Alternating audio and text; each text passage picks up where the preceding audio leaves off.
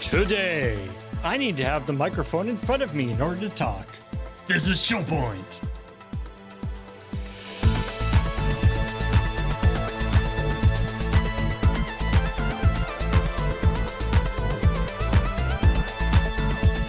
Hey, everybody. Hello. We're about to go live, and I was like, okay, I'm ready. And Heather was like, hey, do you want to maybe move the microphone so that it's, not over there? Not like 6 feet away from you. I don't know. Because there's just the two of us today, so we're just using these microphones rather than the room mics. I didn't. You might have been doing a goof. I appreciate that you didn't assume that I was dumb, but yeah. I mean, I appreciate that you're not. Every Rhythm Cafe we've started, I'm gonna say everyone. Ian will leave the mic off and then purposefully adjust it and everything, and I hate every moment. And I don't even. No way. I wear headphones for that. Yeah. So I get to dislike it with everybody. Hey, everybody! Welcome to ChillPoint, the show where we talk about the week's video game news and occasionally complain about our coworkers. I'm pretty sure every stream does that though. I don't think that's special to us. That's true. I'm. Especially I don't watch every other stream. I don't have that kind of time between the others, getting those VODs online. But I think there's always a little bit of a thing of I see so and so did this today. I mean, especially if you consider chat to be a coworker. I do not. It's sort of a collaborative thing. Chat's there. No, they're definitely there. I consider them an entity, a hive mind of sorts, but not a coworker. I don't complain about chat. A colleague. In front of them. Do I? I don't know. Contemporary. A contemporary, is a nice way to say it. Yeah. A enabler. We already have one of those around the office. We don't need them to do it too. Anyway, yeah, let's talk about the week's video game news. Of course, the episode of ChillPoint for this week went up yesterday afternoon. Mm-hmm. Although part of the episode, yesterday's episode, actually went up a year and a half ago. Or 2 years ago? It was from 2021, yeah, so it was actually a couple years ago. May so 2.5. That might be one of the longest times between the recording and going up on YouTube. We put up most of that entire story too. We cut a little bit from the none of the graphic changeover and whatnot, but. And I mean, we might as well talk about that story first. This is about the never-ending story. The Epic Google lawsuit, which is separate but related to the Epic Apple lawsuit, because this was about this Coalition for App Fairness. Yeah, I'd completely forgotten that thing existed. Which was created, and at the time,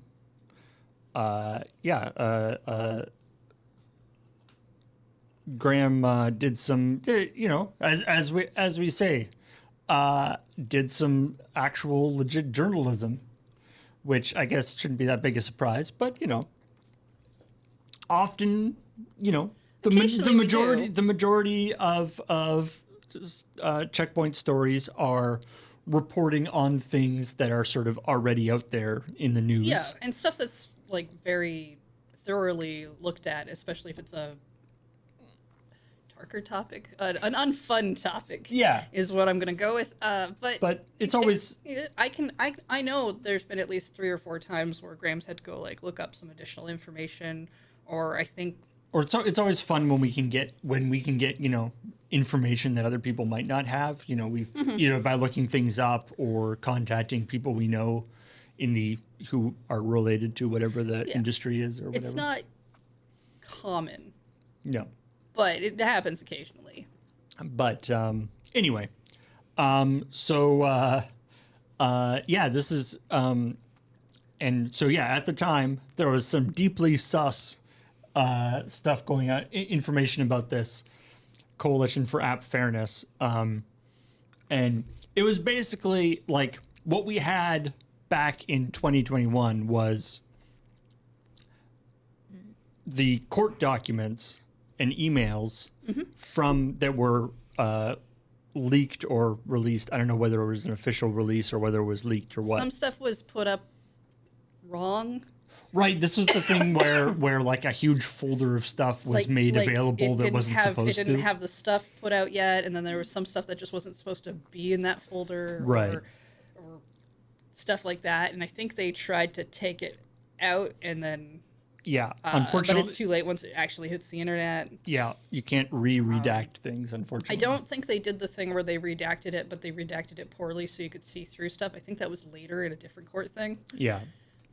But anyway, so there was this idea, so they, in their, emails, they talked about how they're a giant corporation and rather unsympathetic as a plaintiff. Yeah. In the public's eye because they're a big company. So what we'll do is we'll create a, this separate organization that will be more sort of a better sort of PR position to be the one that's sort of really pushing for this. So it doesn't look like just two big companies fighting each other. Yeah, which is what it was. They were trying to look like they were this smaller like ant being stepped on kind this of like thing, grassroots thing, or like a David Goliath thing, if you want to go with that metaphor, because that's common within our sphere. But so there's a thing that they were going to do this, and then separately, this organization that was exactly what they said they wanted to do appeared. And seemed to be doing exactly the thing that they want. So that was the connection, right? They said they wanted to do this, and then an organization appeared that did that exact thing. Mm-hmm. But we didn't have the connection. And in fact, they denied the connection. They said that, we're just one of many groups that that care about app fairness. Mm-hmm. And now we have the official word that Matt Weisinger under oath had to said that yes, they were the only founding members. When were those companies around at the beginning? No, they were not. We definitely set it up. So it's a pretty definitive, yes, that connection that, we guessed was the case is actually the case. And as they mentioned, The Verge has been doing, and we've talked about this before, that The Verge has been doing a ton of very great reporting and really covering this. Although, again, I hate the way The Verge presents their information in this weird kind of their UI blog. Well, this weird kind of blog fashion rather than doing articles. Oh, they'll right. just have Yeah. if you look up the guy who has been doing a lot of the reporting on this, Sean Hollister on The Verge. If you look up the articles he's done it looks like he's done 500 articles on this, but that's basically tweets. Oh.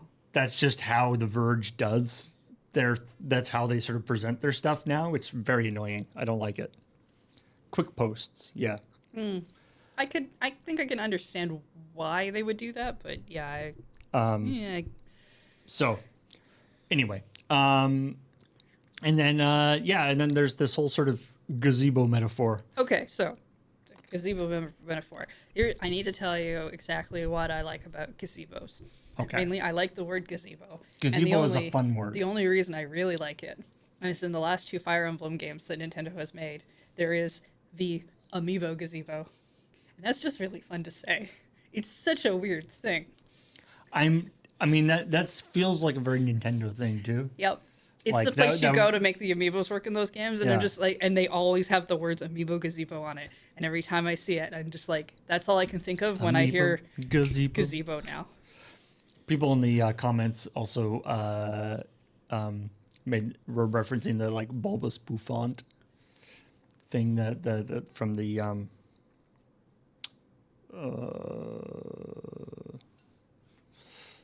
what are they called? The what's that group? Somebody in chat will tell me.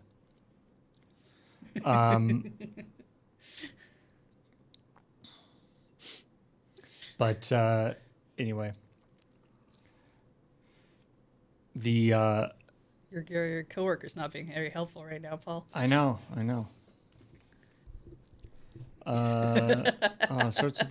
Starts with the V.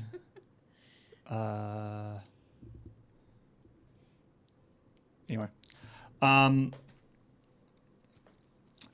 so yeah, and it's an interesting, the what some people have talked about, and other people have vestibules. That's it, the vestibules. I mean, married to Beige, I can't believe I feel like he and Ian have done that like routine over and over again, like bulbous bouffant. It's just a funny word. If Beach was here, he would have remembered. Yeah, the vestibules. Yeah, that's the one I'm thinking of. Anyway, and people have talked about that. This seems like a really weird result. This like that they lost quite definitively, or I should say they won quite definitively against Google, whereas they lost and also lost the appeal versus Apple, when it seems like it's the same question. Yeah.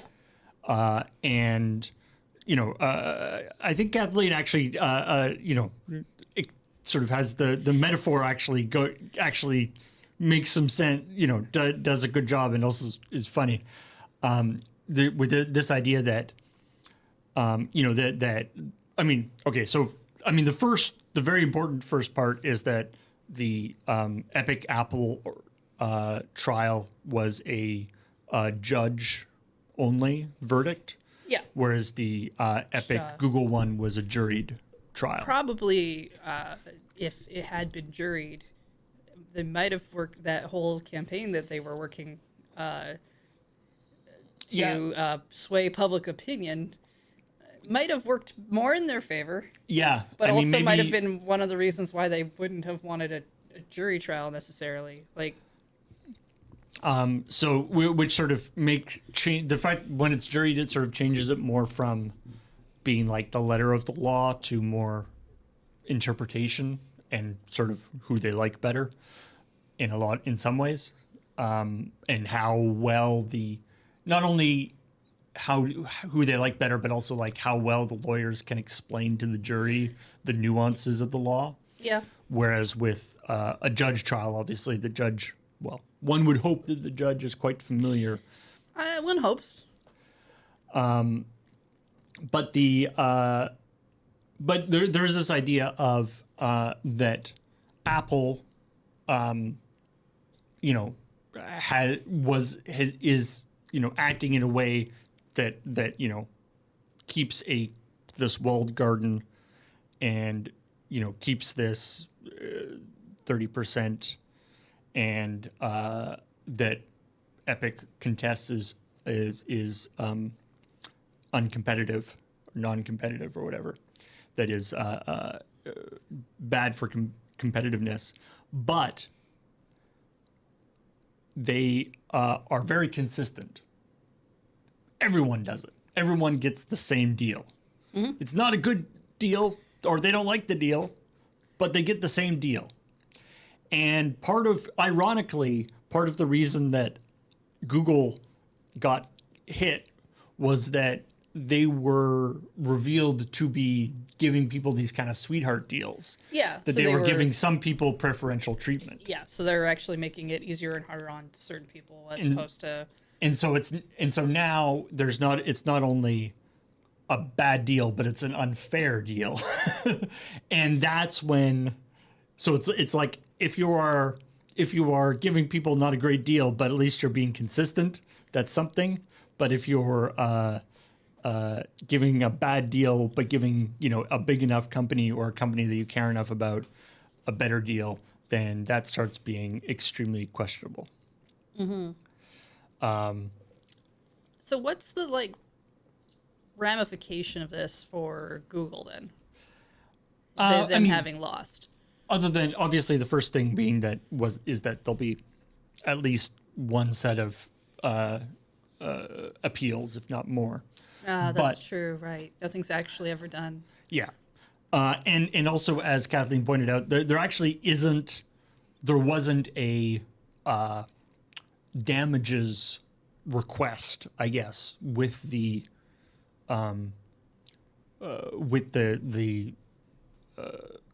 with Epic's suit. So they weren't like, you've caused us $300 million worth of damages, we want that. They just sort of said, this is bad, this is uncompetitive. So what the actual ramifications of it have yet to be determined. And I believe that is going to be something that the judge determines. Huh. And so and I believe they said that that's going to happen in early January. Oh, okay. So this will be something that we probably end up coming back to then. Well, I mean, January is a slow news time. Why not? Yeah, we'll see. Good We'll to see what happens. know that our jobs are still going to continue. Yep. And whether this means that Google is going to have to loosen things up, or ironically, maybe those special deals that they had with other people. So maybe it would be kind of funny. All the people who had the special deals with Google are going to be like, yeah, thanks, Epic. Thanks for doing that. Yeah, I mean, it would be. I mean, I say funny, but I don't mean in a fun way. If this just resulted in Google doing exactly everything that Apple's doing. Yeah. Therefore, just kind of. It's like, oh, you want it to be fair, eh? Okay. And Epic is like, no, not like that. Yeah. Well, who knows? Maybe we'll find out in January. Was that the first story we started off with? Really? No. The story we start off with was talking about the day before. So we now need to go to the story before. Yeah. Okay, cool. The day before, which was a zombie survival MMO that was released on, I believe, the 5th of December. The 7th maybe, but fairly close to that, I think. It was basically released on I think it was released on the 5th, and then the company declared bankruptcy on the 8th or something. Oh, wow. That's... it was released on the 5th, and then on 5 days later, or 4 or 5 days later, the company was like, well, we didn't sell enough, we're dead. Yeah. The funny thing is, I completely forgot about this company existing or this game at all, because it's a zombie survival MMO. It's not exactly going to be the thing I want to play. Until in the story they got to the whole volunteer thing, and I was like, oh, that company. I remember that company. That seemed very suspect last time. So, yeah, I mean, this is a game that was delayed many, many times. Not unusual. And accused of being sort of vaporware. A little bit, not a thing you want. Yeah. And, the trailers and demos that were done before it came out were a suspiciously narrow slice of the gameplay. So people were, and especially because it got delayed so much, people were, understandably a little suspect. Then it came out and, it was legitimately terrible, from what I understand. lots of sort of asset flip stuff, lots of, it just didn't work in a lot of ways. Lots of glitches, lots of nasty stuff. And yeah, a lot of people you're refunded as well. And of course, you're dropping immediately. into a, zombie survival MMO is not a genre that in which you're not where you're having no competition either, right? Like you're dropping into a pretty. Okay, I know there's definitely a lot of MMOs. Are there a lot of zombie specific MMOs? I think well, like I guess what maybe well, I mean not MMO style, maybe not I guess, MMOs, but but zombies aren't exactly watered down market. yeah. I mean, Call of Duty has a zombie version, That's true. a zombie mode, different things. Anyway, yeah, they released it. People were not impressed. It definitely didn't fulfill the, what they were promising.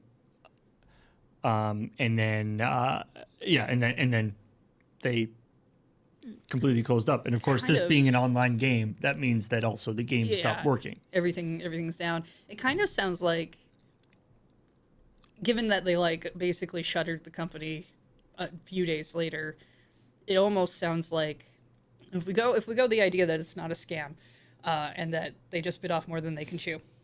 Let's go with that for a minute.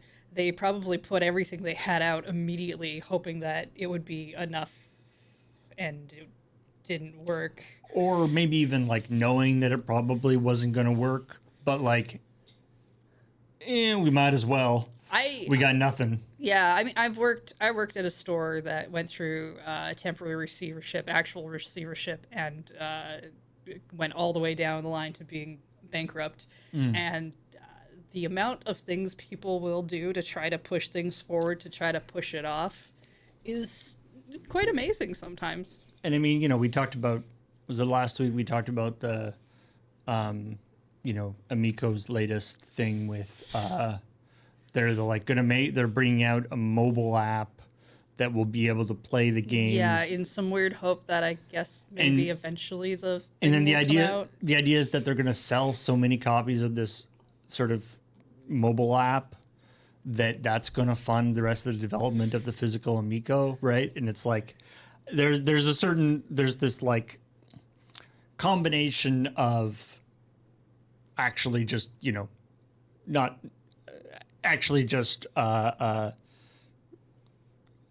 sort of wishful thinking, and where you have to sort of present something to your investors to show to like being like, this is how we don't die immediately.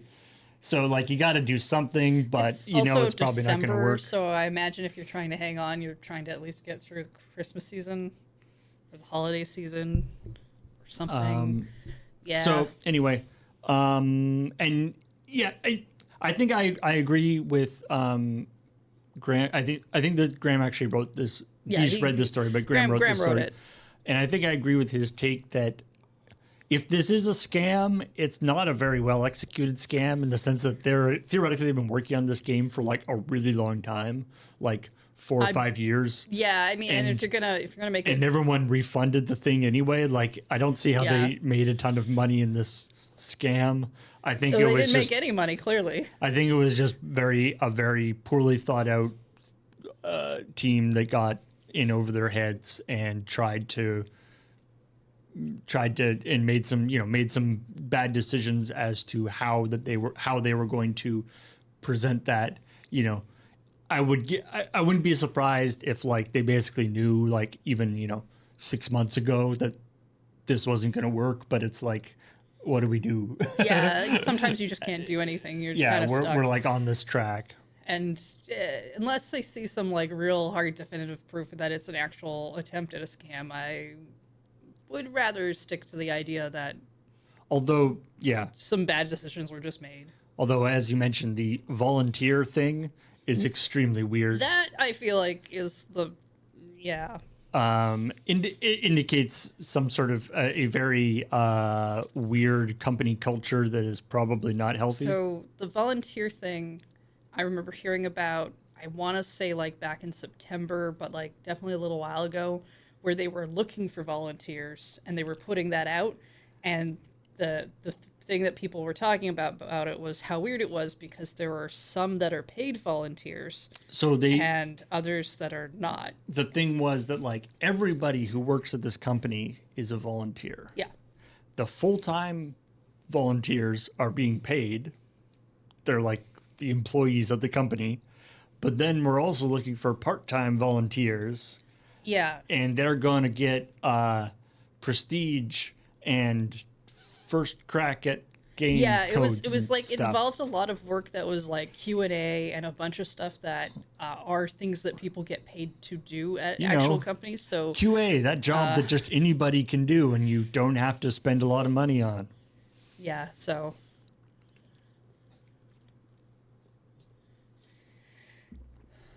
I guess they probably don't have any volunteers anymore. At least not paid ones. Or maybe they're all volunteers now because they're actual volunteers. Anyway, Yeah, so that's fun. let's get on to let's get on to the Nintendo year in review, which turned out to actually be surprise, surprise. Bija's year in review. Vija statistics. Bija's statistics. Yeah. Which basically mainly showed how much time he spent playing Zelda Tears of the Kingdom Yep. over the year.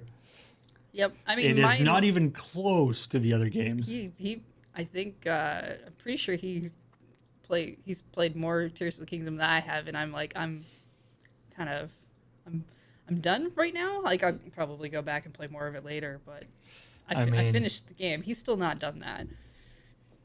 Sounds like kind of a skill issue to me. There's, savoring a game, and then there's just not being good at it. I don't actually know how I was I mean, I like the year in review, year end wrap up style things that happen. I think this one's been. I think the Nintendo one. I think this is like the third year they've done it. Yeah.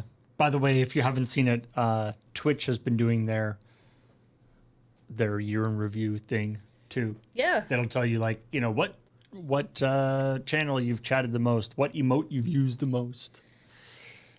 I like for the Loading Ready Run channel, the most used emote by far is the my face.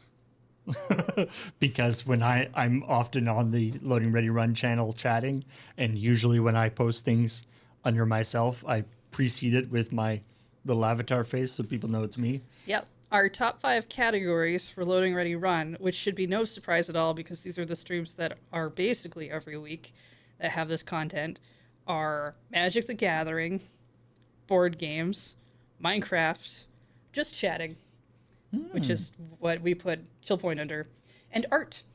Oh, interesting that just chatting is so high up because like I don't think other than ChillPoint do other. I guess it's the most other streams are jumping around to different categories. Yeah, and that's the thing, right? Because the category, those are broader categories, aside from Magic, art, just chatting, board games. Those are all kind of broader categories. The Tinker Tailor is usually under makers and crafting, which Yeah. I would suspect is pretty high up there, but maybe but it not is quite. also every other week. Yeah, it's every other ChillPoint, week. we try to do every week. Also, just chatting probably counts for anime review roundup things, and like some of our special streams will throw under Yeah, just other- chatting and other stuff. So random I think things, they yeah. just happen a little bit more. Live is usually under special events. So I'm quite happy that like art gets under there. Like it's very nice and diverse in terms of the categories, but it's not like surprising. Yeah, yeah. So yeah. Anyway, that's kind of fun to see. So yeah, like see- Twitch has done theirs. Twitch stats. Nintendo has done theirs now. I mean, they all typically do it around the same time. PlayStation's put theirs out. Spotify, of course, I think has put theirs out. And I think that's basically everyone that I know that does them. So the question is, the stats are what you did in 2023. Yes. So and they've come out now. Yeah. Does that mean that anything you do for the rest of 2023 is not being recorded?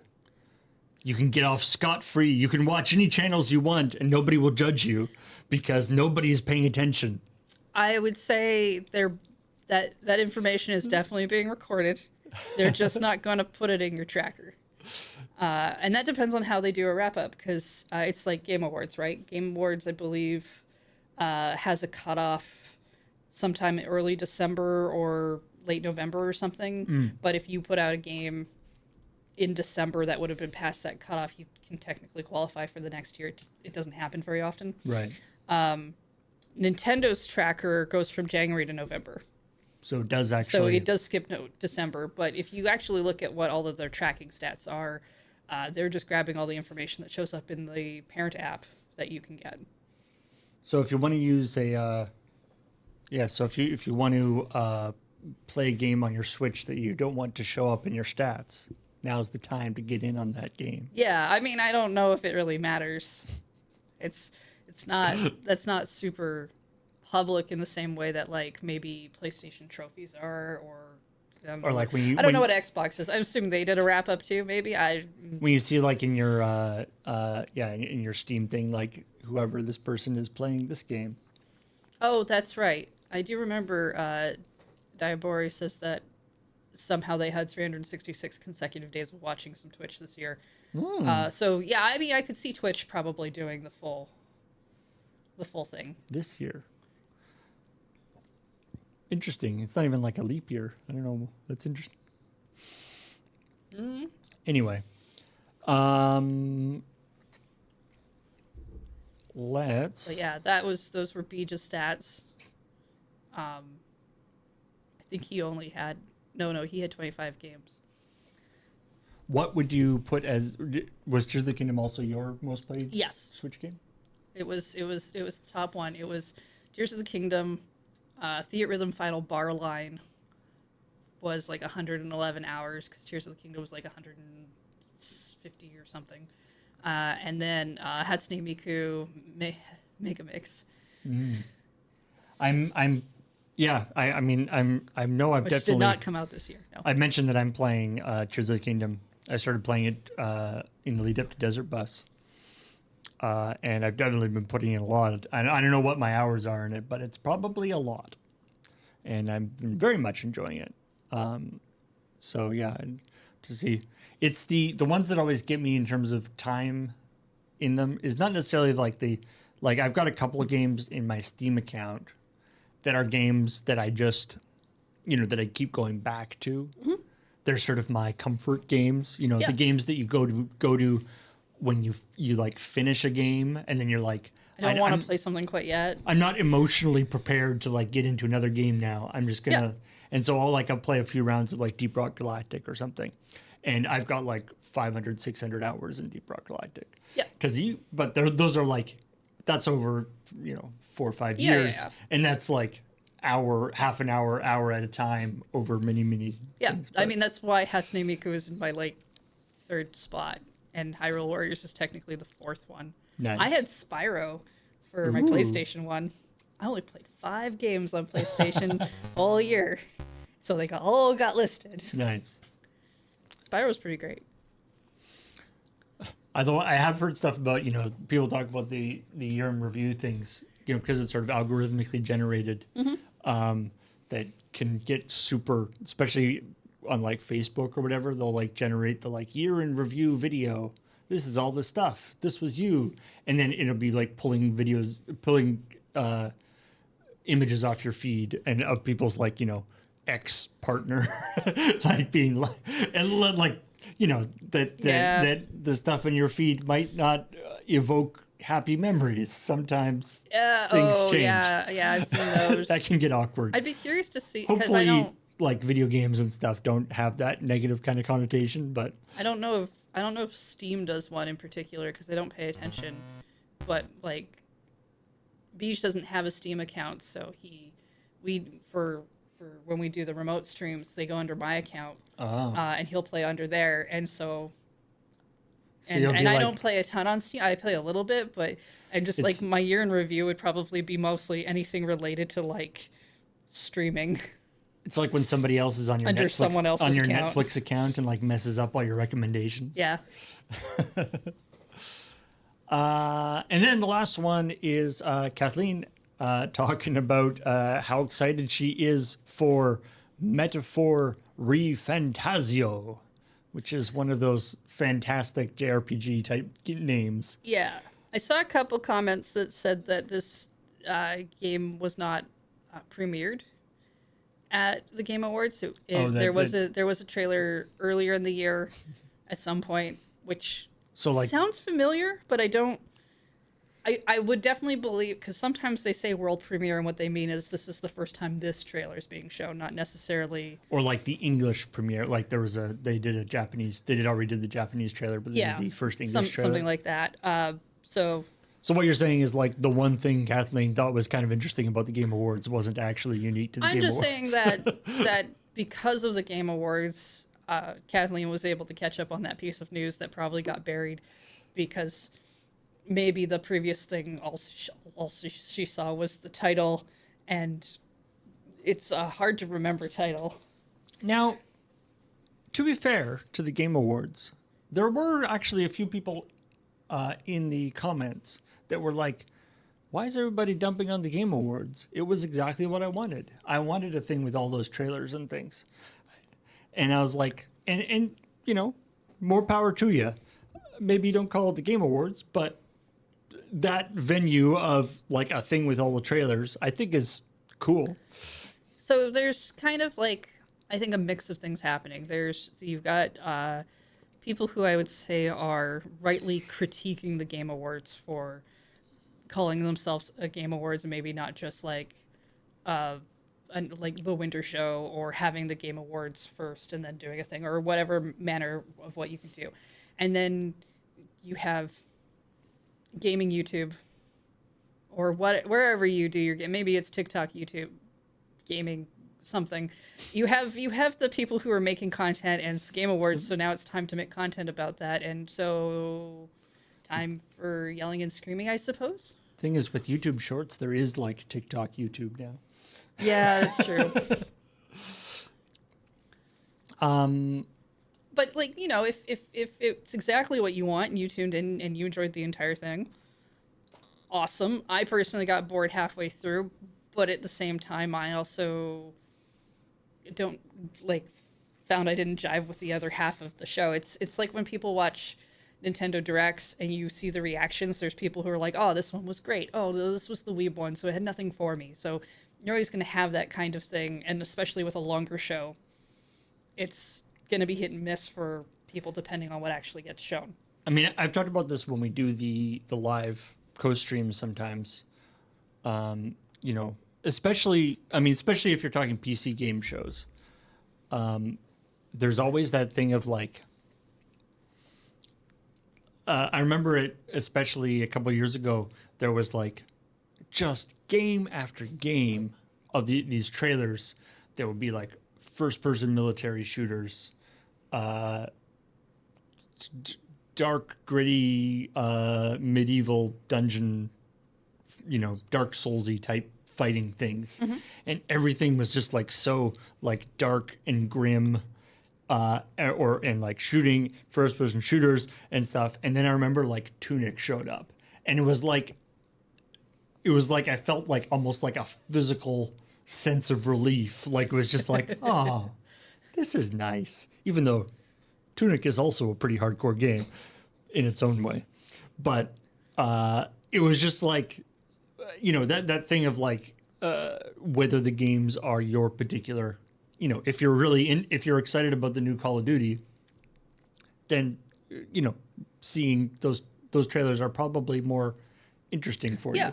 But sometimes that kind of stuff can be, which is why can be tough when you're getting like whatever 100 trailers or however many trailers they had. It's just a lot. It's just like, okay, that's enough.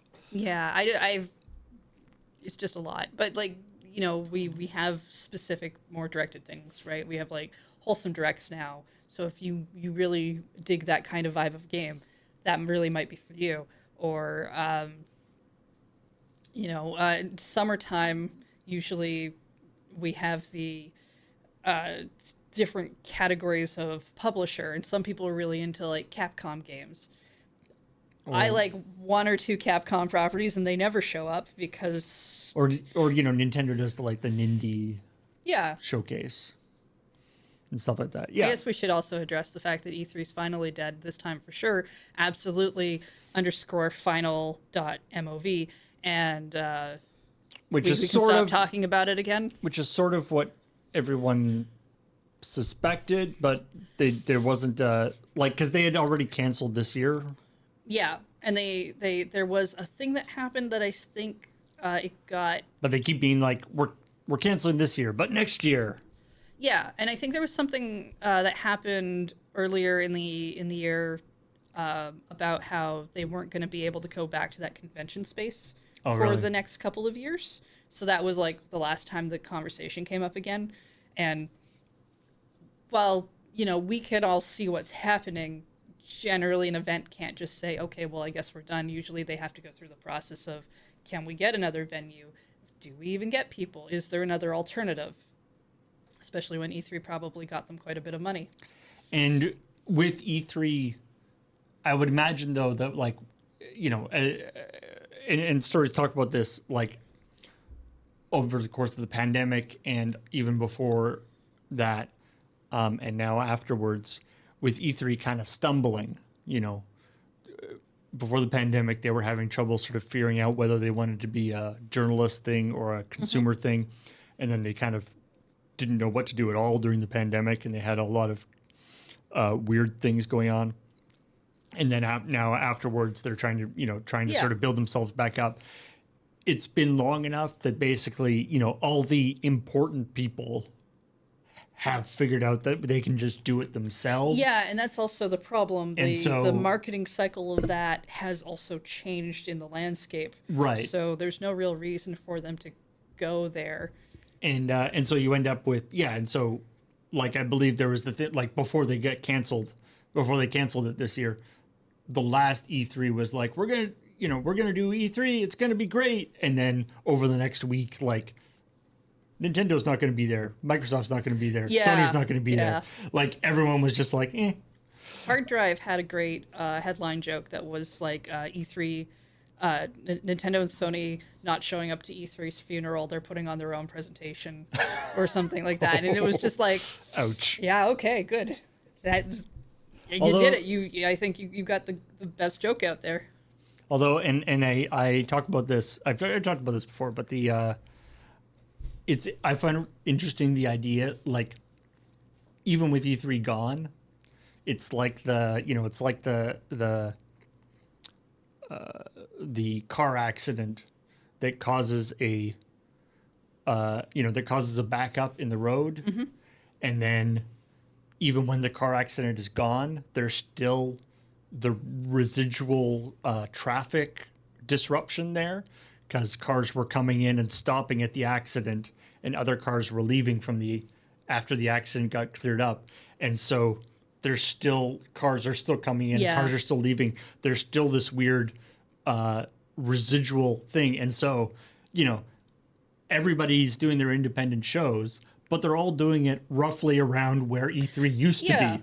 That position still has gravity that draws in. Yeah, and I don't actually mind that in terms. The most I really want out of the only thing I really liked about E3 in sense of what it seemed to do was it forced everyone to have an actual schedule of when their stuff was going to be. And that's all I really cared about, was knowing that I could turn on whatever streaming thing and make sure I could catch which ones I wanted, not having to wait for news to drop about which one was happening when.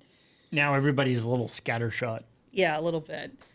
And from people who produce a show about video game news standpoint, it was kind of handy to have them all happen at the same time, at least get it out of the way. And I liked when we did our bonus streams where we had a bunch of us in the room. We've had great moments, like Steve Beach with Adam over Monster Hunter. That was pretty funny, and and now it's, and now it isn't it isn't really practical to do that, to do like the live restream for like 10 different shows.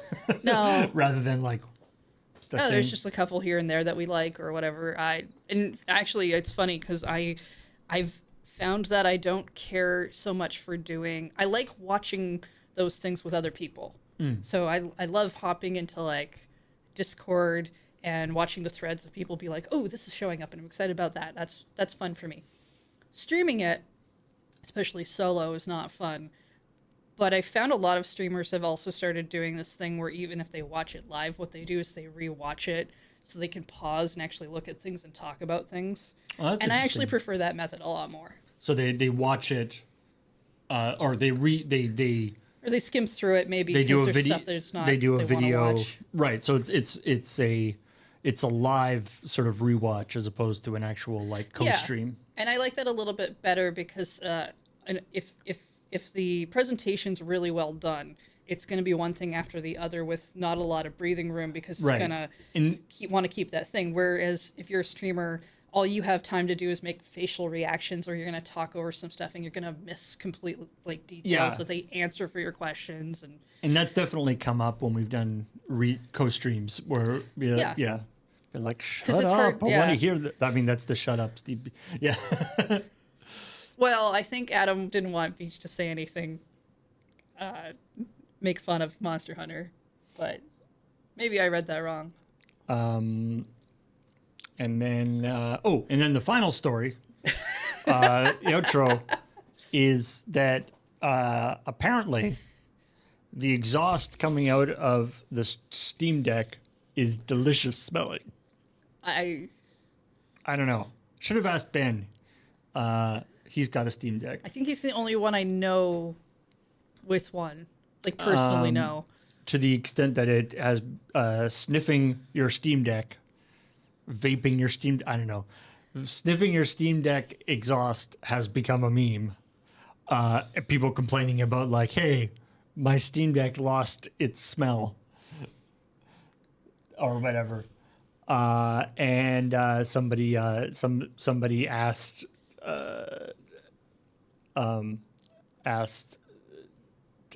Valve about it, and they were like, we get that you see in the thing that like, yeah, we get it that it's a meme, but please don't do this. I mean, Please there do not was huff your Steam Deck.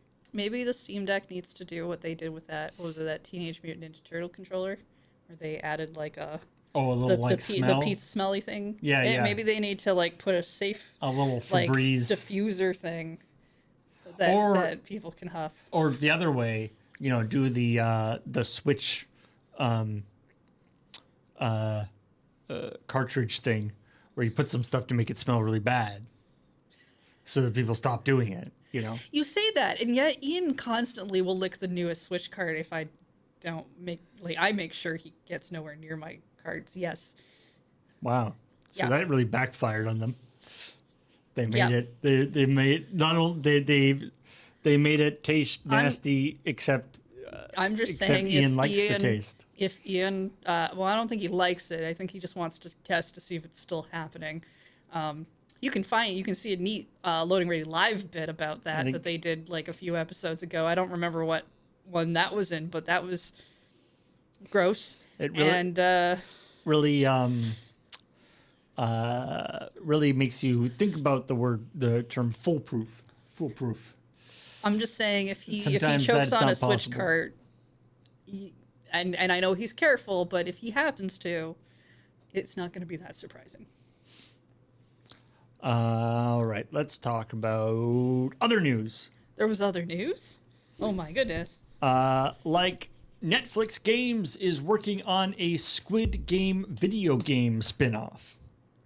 Squid Game video game spin-off. Which, okay. So, the premise of Squid Game, right, is Yes. it's this, it's this sort of dystopian idea that, they got a bunch of poor people and they're making them play these sort of childish games, but with deadly consequences.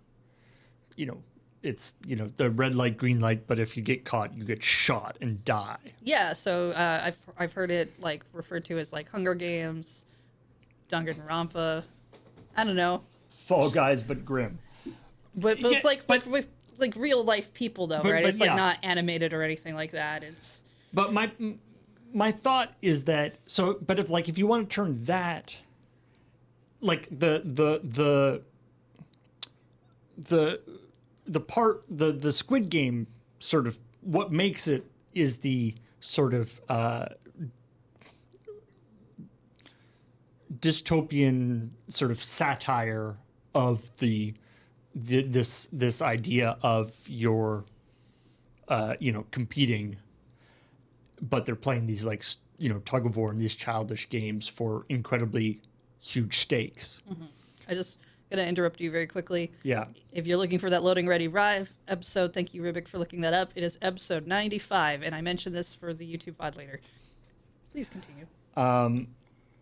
So separate from that, if that's not like if you're playing a video game, so there's not it's The consequences are there's no consequences. Like, what's different from just like Mario Party? Like, well, playing a bunch of childish games when there's no consequences is just what playing a bunch of mini games is. That again, that really does depend on what the genre of the game is. So, if you're thinking of this more like Fall Guys, where it's just like, you lost the game and now you're out, you just start a new game. There's that. Danganronpa, the reason I brought that up is because it's a visual novel styled game, but it is essentially a bunch of people It's true. inside a place where murder tries to happen, and that's very gripping. Yeah, I guess it depends. Yeah, it depends on how much of it is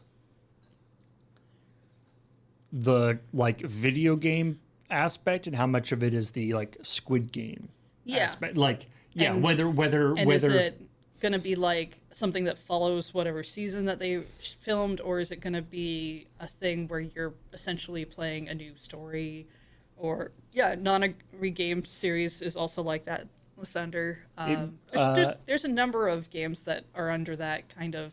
There's a bunch of anime, which is why I bring up that this is not animated. There's a genre of anime that hits that kind of style of murder game thing. Not much is currently known, but it has been confirmed that it will exist in the same continuity as the show, and the players will compete with others in games from the hit series. So that sounds like maybe an online style game. Right. Again, sort of Fall Guys. But like if it's Fall Guys, but like trying to be realistic, I don't know how that would work. I mean, we'll have to kind of just see what that looks like. I know Netflix games has been getting like a lot more game content, but I have a hard time with Netflix because they do things like they say Netflix originals when it just means they paid for the show to be on They ported their it, thing. yeah. They didn't really. It's not like they made it and then but they also use that phrasing for stuff that they've actually made in the past, so it's confusing. And so when it's like, oh, Netflix Games is doing this thing, it's like, I mean, probably they own the licensing for that, I would think. So maybe, but what does that mean in terms of who's actually developing it? Yeah, I mean the Oxenfree 2 was apparently internally developed by that because they actually like bought the studio that made Oxenfree. Oh, okay. But they have Spiritfarer as well, and They didn't make that. they didn't make that. But they plan on having 86 games available by 2024 or the end of 2024. Okay. So that's kind of cool. And by year's end, we will have 86 games available, and there are nearly 90 more games in development.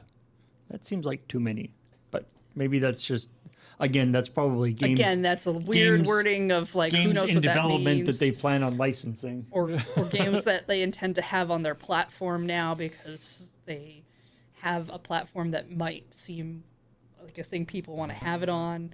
Like, Yeah. Like Netflix has poor word choice, I feel like on purpose to make their stuff sound better than it might actually be. We'll have to just wait and see how that one turns out, if we even remember. Yeah. Yeah. Because for a game like that to hit the news, it's either something went bad or it's the greatest thing on the planet. It's true.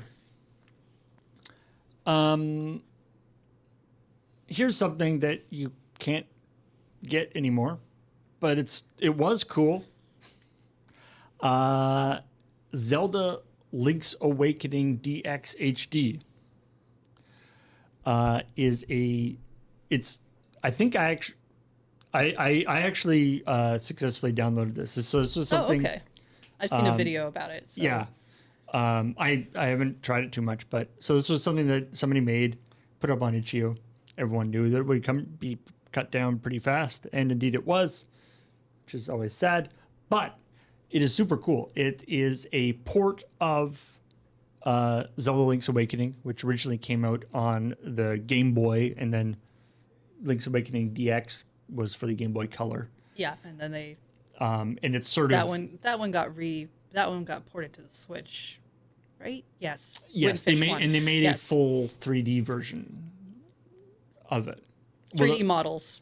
Yeah, Still top-down camera thing. Yeah. Yeah, they made a whatever you want to call it, 2.5D, or what does Square call them? Square calls them 2D HD or HD 2D. I'm always getting those flipped, but Anyway, that's usually like with, pixel art 3D being character. kind of like Oh, right, pulled that's- out rather than Link's Awakening for the Switch has more of like that 3D toilet looking model that's with a top-down camera. Anyway, so this guy has ported the DX version, so the Game Boy Color version, to PC, but done it in a way that it runs at 120 frames a second. And the super cool thing is, it rather than the standard Zelda thing where like you move to the end of the side of an area, Yeah, and then it stops and slides you over or cuts you over, Yeah. different ways of doing it. It's one huge contiguous map. And not only that, the map is actually active all the time and you can zoom in and out. So Yeah, check we this- watched a video about that, and that was really quite Yes. something watching it. check this video. Yeah, I I think think it's this the one. audio should be playing here. So you can see it's not too loud. Yeah. So this is the Game Boy Color, which is not very, which is not, I think it's only 16 colors or something. But it's like, okay, this is pretty cool. Are we going to show the chat this at all, or Oops. like I think that's fine if we just watch it. How would I cut to it? So here, let me actually before. So it's a Game Boy Color style thing, but it's like widescreen, and that's super cool. So you can see way more of the scene than you would normally. And it's sort of, you can see it's the sort of the Link to the Past style. But then the really cool part is you go game scale. Yeah, you Look. can even go out further than this too, which is And like everything is still like moving and around. So cool. yeah. So a couple of things that the video I watched about this showed off was, I mean, for one thing, the four item button thing is here instead of just the 2 button, which is something they also did in the the remake they did for Switch, because the Game Boy Color and Game Boy had Right. less buttons, so they only had the 2 button thing. The zooming in and out. But the video I watched noted that, so as you said in the original, they were kind of like these tile squares that after you hit a point would then like shift over onto the screen, which was as far as I understand it, also a limitation of the technology at the time. Right, because And there's only so much memory. yeah, so while that map is entirely still moving, like if you zoom all the way out, you can see everything still moving around on it. They found that when you ran away from enemies that were chasing you, if you went to the next tile section over, it was like the enemy was still mapped to stay within its tile, so it almost couldn't see you anymore and still went away. Right. But you still had the ability to do things like charge up your sword and kind of like run in there where you could see it and slash it. Nice. And I still think that's pretty neat. That's super cool. But yeah, as some people, so unfortunately, it's no longer available on itch.io. It got a cease and desist, as you might expect. Also, as you might expect, it's probably available other places. I don't know, but I'm sure. I'm sure you can find those places all on your own. I think I believe I snagged. I if I recall, I think I snagged this before when I first saw the thing about it. This is always one That's of what those. you got to do. It's one of those things where Polygon put a story out about it, and then like a bunch of other people put out a story about it, and everybody in the comments is like, "Great, I like thanks for letting me know about this, but also it sucks that you wrote a story about it because now it's going to get taken down." Yeah, because you've drawn too much attention to it. The spotlight's there. The Eye of Sauron. Yeah, which is Still very sad. cool, but what you can do. And as people pointed out, like an actual either Zelda or some other kind of game original title in the same style would be super neat. That would be really cool. That like sort of scaling interface is actually quite a neat idea. Yeah, I also really like that when you went into buildings because like it's just like in the inside of building is the size that it is. You kind of have like a smaller square show up that wouldn't take up all the screen space. I believe when you're in a situation like that too, all the text for talking to characters actually didn't cover the screen at all. Right. Because there's space for it. And it's just like, these are some really neat updates to what you could do. I love seeing, sometimes when people find bugs or exploits, especially in older video games, skips and things for that speedrunners use. I love watching some of those things where they talk about the explanations and stuff, and they'll be like, how you do this like weird skip where you like go into a house and then go to leave the house, but then pause and reset your game and then come back and do all this stuff, and that means that like it thinks you're trying to leave the house, but you're still inside. So when you leave the house, it leaves twice, or does something weird, and you see, and it sort of reveals some of the interior stuff or the background about like how they develop. Stuff like games where like the insides of like everything is like all one map. Where like you have you'll have like the over map, and then you'll have the like interior map that's like the inside of a cave and the inside of a house, and so they'll be like they're all like mapped out together, but you can't. They don't connect. They don't connect except when something weird happens. Then you can like jump between them and do all sorts of weird stuff. I love that kind of thing.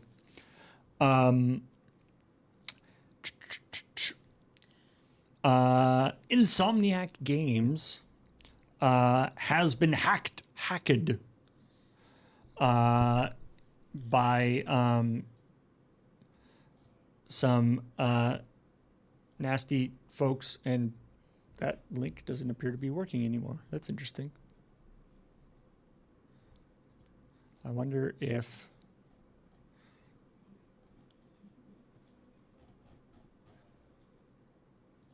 sorry, I'm going to get the info on this correct.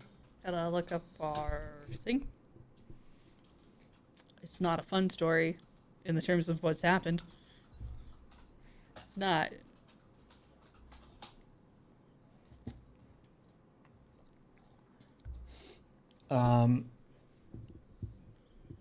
So they've been hacked by a ransomware group. They've provided a screenshot of the upcoming Wolverine game that Insomniac is apparently working on as proof that they hacked him. And apparently it contains like scans of current and former Insomniac employees, like Of their passports. passports and other personal documents, And yeah, internal emails and all voice that. actors and stuff as well, not just developers. Yeah.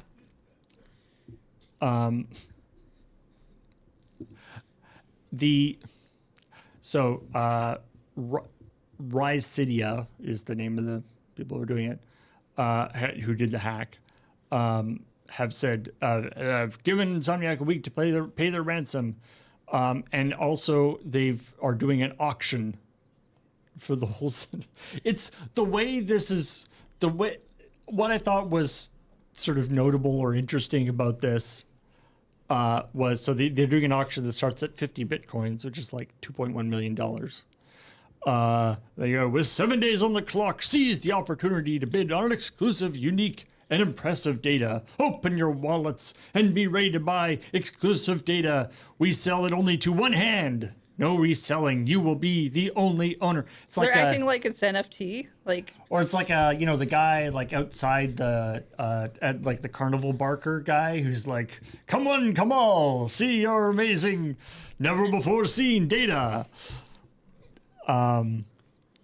Yeah, that's pretty nasty. It looks like, as far as they're concerned, they think only Insomniac has been hacked and not anywhere else in Sony. But yeah, Sony, Sony has been the target of. Sony's been hit before. It has been the target of various attacks, but yeah, so far they do not seem to be. Now this broke a few days ago. I haven't seen any updates on it as to whether it's. Well, I mean, 7 days hasn't happened yet. Yeah. So we don't know how that's going to turn out. Investigations for these kinds of things can take a while on whether or not they find people or not, or how they patch all of that up. And there's a certain part of that where you will never hear kind of how they resolve certain things, because that goes against the whole point of having security. Right. It's not good. So yeah, I mean, it's not even a like we've gotten hack leaks where we're like, okay, so there's some bad information in there nobody should have, but we also got to learn a bunch of history things, or we got to learn like these other things that are really cool. And this is just nope. Yeah, it's yeah, like obviously the information about new games or other games and stuff is sort of, everyone's like, ooh, but yeah, also important information, internal information about employees and things. Yeah, but like current and former employees. It's one thing to like wake up one day and you get that email that's like, hey, some stuff happened. We don't think they've cracked anyone's passwords yet, but you should go change your password, right? Yeah. Can you imagine all the people you got to talk to who now have to maybe do something about their passports? Yeah. Anyway, I hope that gets resolved. Now, I have to warn everybody. I'm about to show you a picture of a spider. Uh-huh. Is that it? Yeah. Is that the actual spider? Because I don't see one outside of like some letters. Well, luckily, okay. In arachnophobia mode, folks may have actually seen this on the streams that we've done.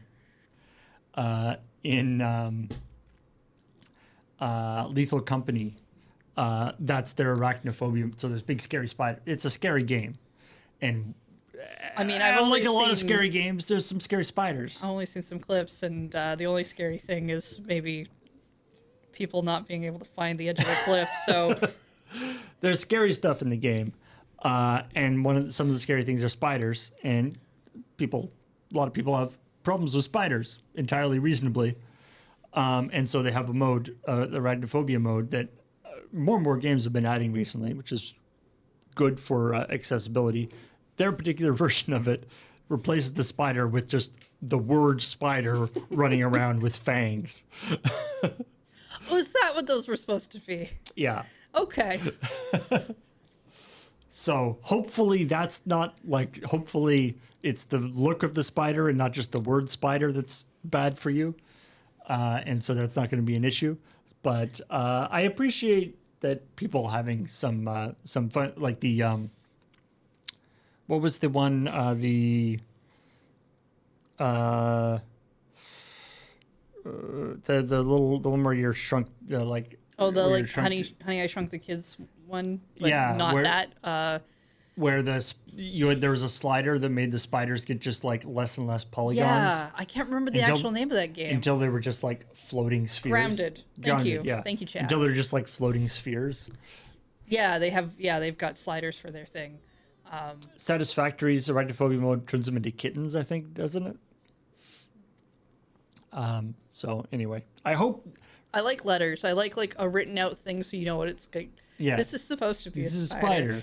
spider, but It's yeah. pretty good. I hope that people who are, who use these features, who are affected by it, and I hope that they aren't, that it isn't, I guess, offensive, or that it isn't considered, that you don't feel that it's sort of diminishing the problem that you have by people sort of doing these solutions in a slightly kind of whimsical way.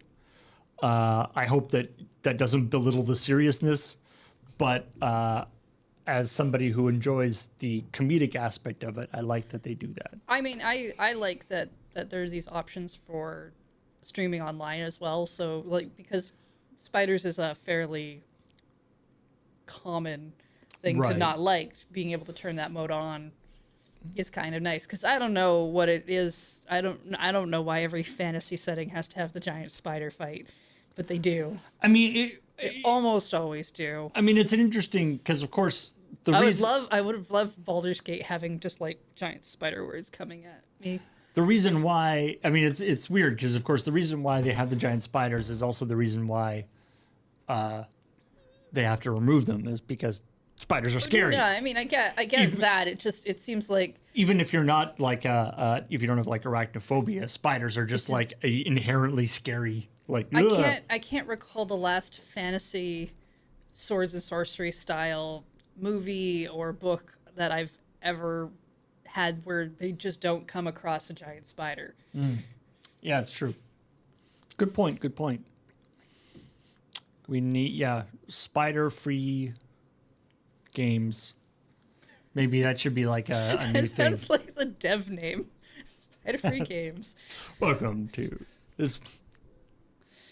Especially like depending on the type of game, like I would be suspicious, like if they were like,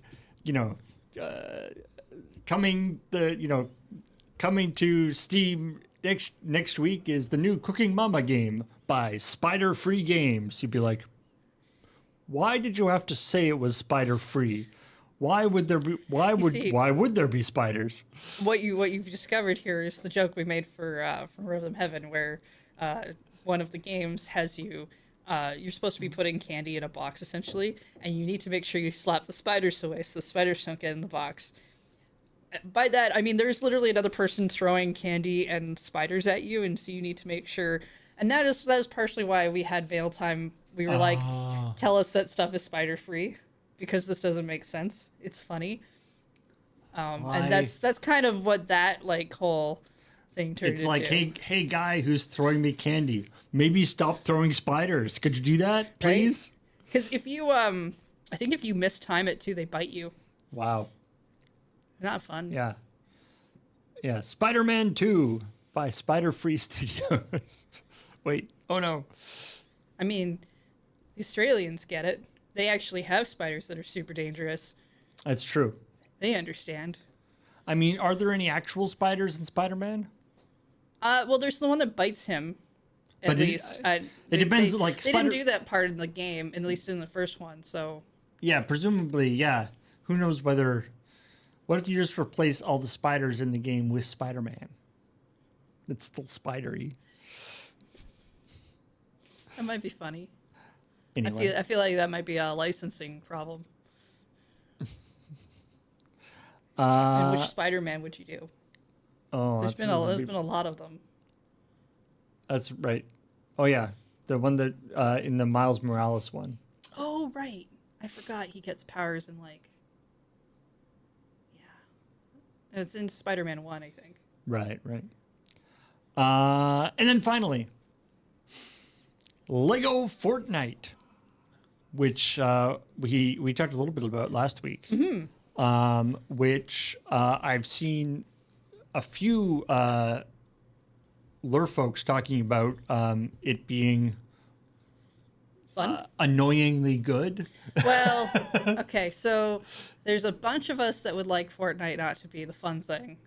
Because they've also said they've played Fortnite a couple of times on stream, and it's annoyingly fun. And now they're having that experience with Lego Fortnite, which, from my understanding, sounds like it's Minecraft. So Replace the creepers with skeletons. is there like mining a lot in it? Well, there's a lot of building. Yeah. Right? It's the craft part. And I mean, if you think about it, think about what kind of some things James likes to do. I mean, I know he likes to dig holes, but they do a lot of building on Mine O'Clock, and he really likes Lego. So. And it's and I do also appreciate that, like, it started out, Fortnite started out with the base building sort of tower defense thing. That was what Fortnite was. And then they did Fortnite Battle Royale, which became Fortnite. That became the thing that everyone played, was the Battle Royale mode. Then they did Fortnite Battle Royale no build, so they even took out that part. Yeah, a lot of people really liked that more. And now they've done the Lego thing, which is like more build. Yeah, I'm seeing a lot of people in chat are equating it more to Valheim. That makes sense. Because it's still got like a survival aspect to it of some kind, but from my understanding, it's not the same. It's not like a shooter royale thing where you're not like PvPing as far as Oh, far as really? I can tell. Well, maybe you are.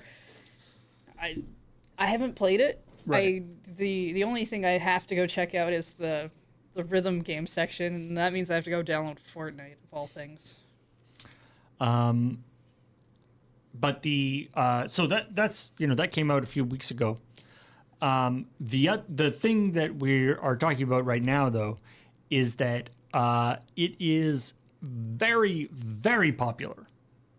As I'm sure you're not surprised, considering we said that people in the Learning Ray Run office have been playing it, and we are always at the forefront of video game trends. Absolutely. We are always at the forefront. It is Lego Fortnite peaked at 2.45 million concurrent players on Saturday. That is considerably higher than the all-time highest for any game on Steam, which was PUBG.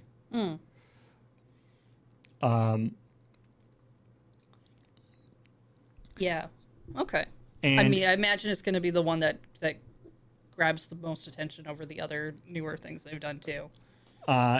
it's also has roughly twice as many players than the actual battle royale mode of Fortnite, which is already quite popular. And about the same number of people who are playing the zero build mode and ranked mode combined. Oh, I see. Ooh. Yeah, so there's this Fortnite Festival rhythm game. Yeah, so that's made by Harmonix. Ooh. For one thing. So it's from my understanding, it is basically just Rock Band or Guitar Right. Hero or the thing. There's a guitar being made.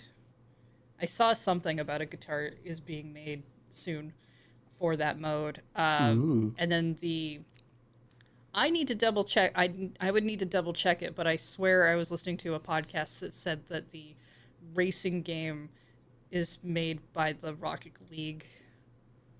I mean people. that that and makes I think sense. they did buy them, so They did, yeah. They bought So- Rocket League, so it makes sense, yeah. All Yeah. games shall become Fortnite. well, Fortnite's trying to make a platform thing, so it's yeah, they're working on it. Like that's what they want to do, and they're working towards doing it. And they say so, and like this article is saying that those two modes have not been nearly as successful, but large six-figure numbers is not as successful as whatever 2.5 million people, but it's still like would be in the top 5 Steam games. So like that's pretty darn good. And this article actually, this is article in Polygon, is interesting, talking about how sophisticated Epic has gotten with rollouts in Fortnite. That previously they put out like they put out the battle royale mode, and they were sort of which one is like the real Fortnite, or like they were sort of showing different things and sort of experimenting with different stuff. Whereas they've been very they were just doing this like Fortnite OG, which is basically they did like a retro thing where they brought back all the old maps and stuff. And so that had already boosted the play numbers for Fortnite, because everyone was like, "Woo, we get to," because we're at the point now where people have like nostalgia for early Fortnite, right? And so people are like, "Yeah, we get to play that," and then they kind of transitioned into this like, and now here's another new cool thing. So like they're really going. Yeah, I mean, one of the reasons we end up talking about Fortnite so often on ChillPoint and on ChillPoint is because they have battle passes, they have seasons, they have constant marketing going, and we probably won't hear a ton about maybe the Lego mode, but we probably will, because we'll hear about it in terms of like, oh, hey, this new skin came out and it also works over here, or maybe there's a season thing with that as well, or whatever. The most we'll hear about probably the rhythm game is, did they add new songs or not? And as this article also points out, so that 2.45 million or whatever, that was people playing the Lego version of Fortnite. Peak numbers, concurrent players for all Fortnite modes and all maps on Saturday was 7.6 million. Yeah, that's the number they're going to be given to everybody. All of Steam, every single game on Steam was 10 million players in game, with all Steam games combined together. And Fortnite was, almost there. In fact, has exceeded 10 million on several occasions from various special events that they've done. So, it's a big game. Yeah, I haven't figured out how I feel about any of these things, because I don't play shooters, so I could ignore it. I don't know that I particularly want to play Lego. The only real reason I really want to go check out that rhythm game mode is so that Ian has to play it, so that oh no, he has to go against violate his never being in Fortnite thing. And I just think that's funny. Yeah. We'd still probably end up playing it at some point, regardless of that, but I don't know. It's it's pretty it's cool, and it's all it's all free to play, with cosmetic, you pay for cosmetics, and Hard part is it's all licensed music. Cool. I have a perfect time to put that up. It may never make it to YouTube, but that's not the point. Anyway, so yeah, that's the news that I thought was interesting to talk about. As mentioned before, if you haven't seen this week's episode of ChillPoint, you should checkpoint it out. It is up on our YouTube channel, youtube.com/LRRVG. If you're watching this on YouTube, It is probably somewhere near this video, around the side or below or something, Yeah. depending on your particular user interface. We should be still running ChillPoint next week, right? Yes. Although we will both Checkpoint and ChillPoint will probably be taking the between the Christmas in-between? between Christmas and New Year's section, I would guess. I mean, Checkpoint definitely will. ChillPoint, I don't know. We'll have to see. But Tell me about what games you're going to play over the holidays, especially in the in-between, nobody can see you playing games period we've made up. Yeah. I want you to out yourselves. I might. Yeah. Yeah, let us know in the comments what you'll be playing. You remember, like, you do that kind of thing in school, right? Because it's like Christmas holidays hits, and there's like that in between week where you don't quite have family stuff that you necessarily have to do because Christmas is over, but you got new gifts, and New Year's isn't quite there yet, and it's like, how do you spend this time? Yeah. What are you hoping for Christmas, or for your holidays? What do you want to play? Yeah. But until we talk to you again, thank you for watching, and we will see you later. Bye. Bye.